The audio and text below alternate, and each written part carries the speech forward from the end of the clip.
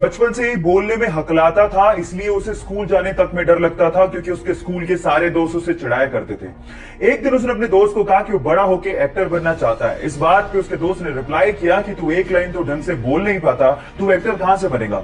ये बात उसके दिल को लग गई और तब उसने स्पीच थेरेपी करने की सोची और धीरे धीरे इंप्रूवमेंट भी आने लगी। इसके एक्टर बनने की बात उसके डायरेक्टर पिता को भी पता थी, लेकिन वो इस पक्ष में नहीं थे। लेकिन एक दिन पिताजी जब कहो ना प्यारे की स्क्रिप्ट लेके शाहरुख खान के पास गए तो उसने उसे करने से मना कर दिया। आनंद फानन में उन्होंने अपने बेटे को लॉन्च करने की सोची और जब 2000 में कहो ना प्यारे रिलीज हुई तो ये लड़का रातों रात स्टार बन गया। Yes, talking about Asia's handsome hunk, most superb dancer and most superb actor Hrithik Roshan. जब वो मात्र 14 साल का था तो उसके माता पिता का डिवोर्स हो गया। उसके बाद उसकी मां को और उसे बहुत ज्यादा परेशानियों का सामना करना पड़ा। जहां घर का खर्च निकालने के लिए उसकी मां को दूसरों के यहां काम करना पड़ा, वहीं उसे भी घर घर जाकर बसों में जाकर स्कूली सामान बेचना पड़ा और छोटा मोटा पार्ट टाइम जॉब भी करना पड़ा। इस वजह से उसकी पढ़ाई भी बीच में छूट गई।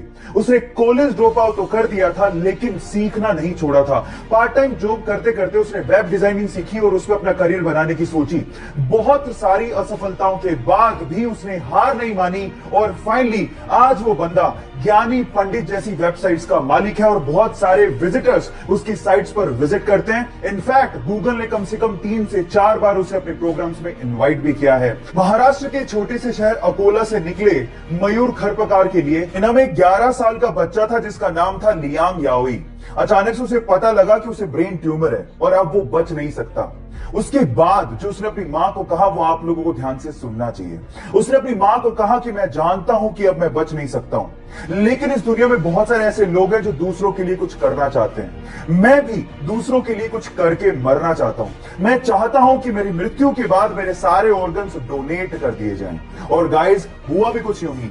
डॉक्टर्स ने उसके सारे ऑर्गन्स जरूरतमंदों को डोनेट किए और मरणोपरांत उसके शव के आगे सभी डॉक्टर्स और हॉस्पिटल के स्टाफ ने सर झुकाकर उसे नमन किया। मैं भी इंसानियत का पैगाम देने वाले उस छोटे से बच्चे को सर झुका के नमन करता हूं। मैंने डेडपूल देखी है। आई थिंक वो मार्वल का सबसे फनी सुपर हीरो कैरेक्टर है और मेरा तो पर्सनल फेवरेट है। लेकिन वो कहते हैं ना कि अक्सर जो लोग दूसरों को हंसाया करते हैं उनकी खुद की जिंदगी दर्द भरी होती है। डेडपूल का कैरेक्टर निभाने वाले इस बंदे की लाइफ की स्टोरी भी कुछ ऐसी है। बचपन से ही वो एंजाइटी और डिप्रेशन का शिकार था। पैसों की तंगी को दूर करने के लिए वो न्यूज़पेपर तक बेचा करता था। 2 साल तक लगातार उसे सुपरमार्केट, वेयर हाउस और रेस्टोरेंट में काम करना पड़ा था। अपने फ्यूचर की इतनी टेंशन थी कि रात रात भर उसे पैनिक अटैक आने लग गए थे। ड्रग्स तक लेना उसने शुरू कर दिया था। डेडपूल के एक रोल के लिए उसे 11 साल और 47 रिजेक्शंस का सामना करना पड़ा था और आज वो बंदा हॉलीवुड में टॉप एक्टर्स की लिस्ट में शुमार है। I am talking about Ryan Ronald. Corona virus की खतरे की घंटी बज चुकी है, लेकिन बजाय उससे घबराने के हमें जानना होगा कि कैसे फैलता है और इससे बचे कैसे। जब कोरोना वायरस की संक्रमित बूंदें आपके शरीर में मुंह से, नाक से और आंख से किसी संक्रमित व्यक्ति की वजह से पहुंच जाएं, तो आप उससे प्रभावित हो सकते हैं। अब इससे बचे कैसे? नंबर 1, लोगों से दूरी बना के रखें और भीड़ भाड़ वाले इलाकों में जाने से बचें। नंबर 2, अपने हाथों को 20 सेकंड तक लगातार अच्छे से धोएं, ना सिर्फ आगे से, पीछे से भी, उंगलियों के बीच में से भी, नाखूनों को भी और कलाई तक धोएं। नंबर 3, मास्क पहने और उसे डेली बदलें। नंबर 4, जब भी आपको खांसी या जुकाम फील हो तो तुरंत डॉक्टर के पास जाएं। और नंबर 5, भारतीय संस्कृति को अपनाएं। किसी से हाथ मिलाने की बजाय नमस्ते करें। इसके पहले तक साउथ मूवीज को सिर्फ साउथ में ही देखा जाता था, वहीं पे ही उनका क्रेज होता था। लेकिन कुछ सुपर्ब एक्टर्स की वजह से आज साउथ मूवीज को ना सिर्फ इंडिया में बल्कि पूरे विश्व भर में देखा जा रहा है और सराहा भी जा रहा है। उनमें से एक सुपरस्टार का नाम है अल्लू अर्जुन। बैंक के साथ जो हुआ उस चक्कर में फोन पे ऐप फंस गया क्योंकि उनके ज्यादातर ट्रांजैक्शन यस बैंक के साथ होते थे।